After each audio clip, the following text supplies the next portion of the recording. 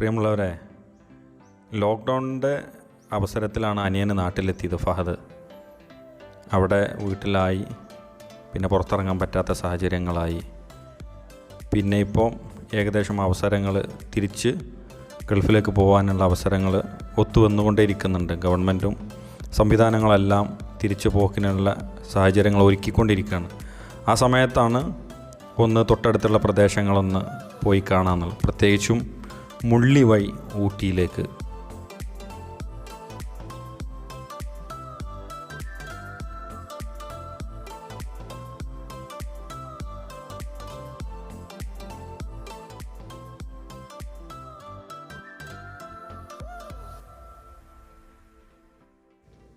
അതിരാവിലെ തന്നെ ഞങ്ങൾ ഇറങ്ങി. മണ്ണാർക്കാട് അട്ടപ്പാടി വഴി മുള്ളിയിലേക്ക്.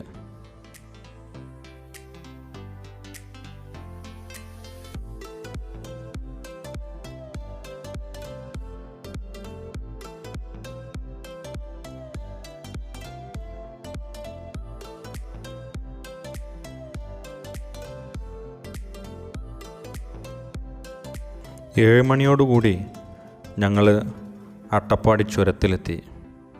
എത്ര മനോഹരമായ കാഴ്ചകളാണ്! മലപ്പുറം പട്ടണത്തിൽ നിന്നും ഏകദേശം 30 കിലോമീറ്ററിൻ്റെ ഉള്ളിലാണ് ഈ പ്രദേശം. മലപ്പുറത്തുകാർക്കും അതുപോലെ തന്നെ നമ്മളെ പ്രത്യേകിച്ചും മലബാറിൻ്റെ ഏരിയയിലുള്ള ആളുകൾക്ക് ഇത്രയും സുന്ദരമായ, ഇത്രയും ചീപ്പറായിട്ട് ആസ്വദിക്കാൻ പറ്റുന്ന ഒരു വിനോദ കേന്ദ്രം അത് അട്ടപ്പാടി ചുരവും അതിനോടനുബന്ധിച്ച പ്രദേശങ്ങളുമാണ് എന്നുള്ളത് ഈ കാഴ്ചകൾ സാക്ഷ്യപ്പെടുത്തുന്നു.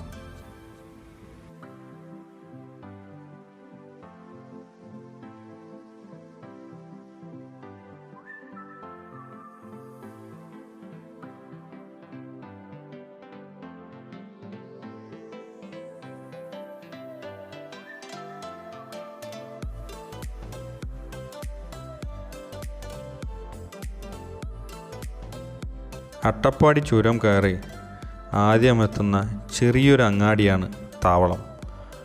താവളത്തു നിന്നും മുള്ളിയിലേക്ക് ഉള്ള വഴി കയറിയപ്പോഴാണ് അയ്യപ്പനും കോശിയും എന്ന ഇറ്റ് പടത്തിന് പശ്ചാത്തലം ഒരുക്കിയ പ്രദേശം നരസിമുക്കൊന്ന് കാണാൻ എന്നുള്ള രൂപത്തിലാണ് നമ്മൾ ഇനിയുള്ള പോക്ക്.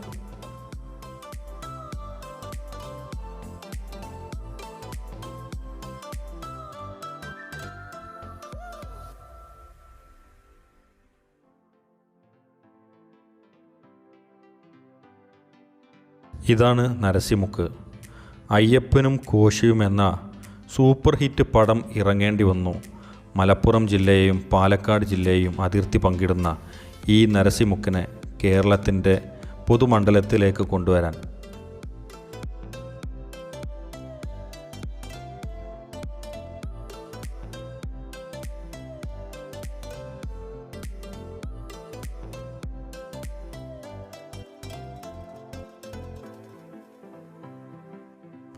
നരസിമുക്കിൽ കാണേണ്ട ഏറ്റവും വലിയ കാഴ്ച ഈ ആൽമരമാണ്. കാരണം മറ്റൊന്നല്ല, പതിറ്റാണ്ടുകളുടെ ആയുസ്സുമുള്ള ഒരു ആൽമരമാണത്. ഈ ആൽമരത്തിൻ്റെ ഈ വള്ളികൾ കണ്ടില്ലേ, എത്ര വണ്ണവും വലുപ്പത്തിലാണ് ഭൂമിയിലേക്ക് ആഴ്ന്നിറങ്ങിയിട്ടുള്ളത്.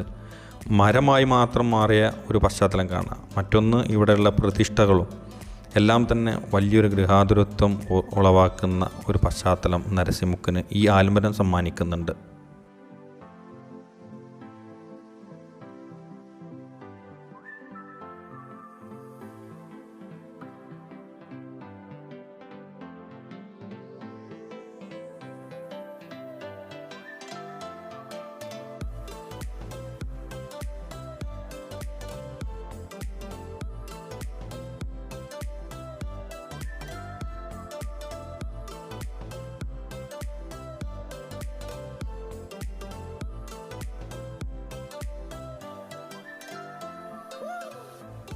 നരസിമുക്കിൽ നിന്നും കോട്ടത്തറ ചാവടിയൂർ പാലം വഴി അട്ടപ്പാടി ആദിവാസി ഊരുകളിലേക്ക്.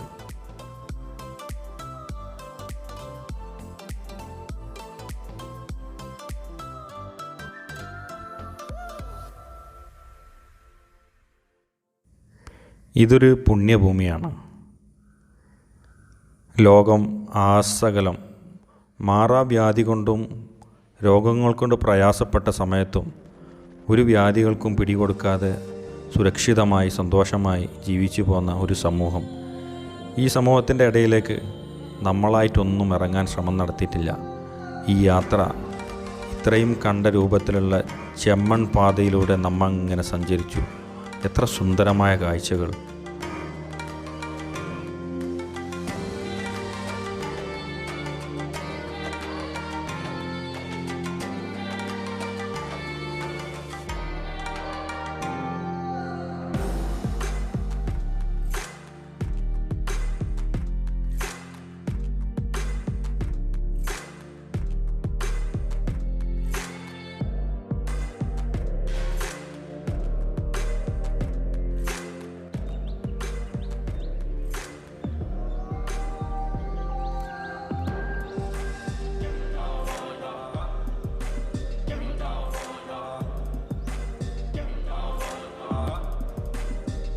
പന്ത്രണ്ട് കിലോമീറ്ററോളമുള്ള ഈ ചെമ്മൺ പാതയിൽ നമ്മോടൊപ്പം ഭവാനി പുഴയും ഒഴുകിക്കൊണ്ടേയിരിക്കുന്നുണ്ടായിരുന്നു.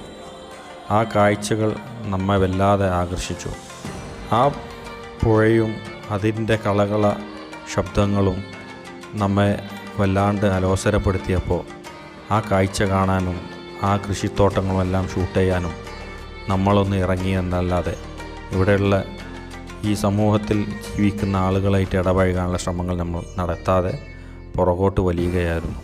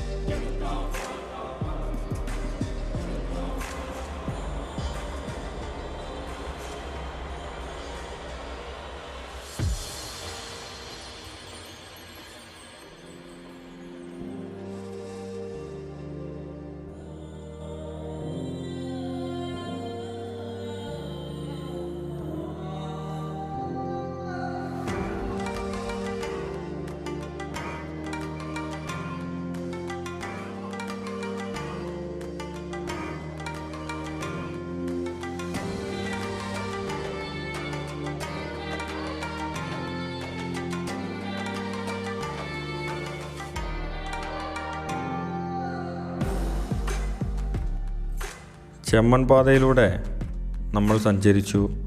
അതിൻ്റെ വലിയൊരു ദൃശ്യമാണ് ഈ കാണുന്നത്. കാറ് കണ്ടില്ലേ? ആ 12 കിലോമീറ്ററും സഞ്ചരിച്ച് ആദിവാസി ഊരുകളിലൂടെ നമ്മൾ എത്തിയതിപ്പോൾ മുള്ളിയിലാണ്. ഇനി അങ്ങോട്ട് നമുക്ക് മഞ്ചൂരിലേക്കാണ് എത്താനുള്ളത്. അത് തമിഴ്നാടാണ്. ഈ അട്ടപ്പാടിയെ പോലെ തന്നെ അട്ടപ്പാടിൻ്റെ ഒരു ഭാഗം തന്നെയാണ് തമിഴ്നാട് മാപ്പിൽ വരുന്ന സ്ഥലമാണ്.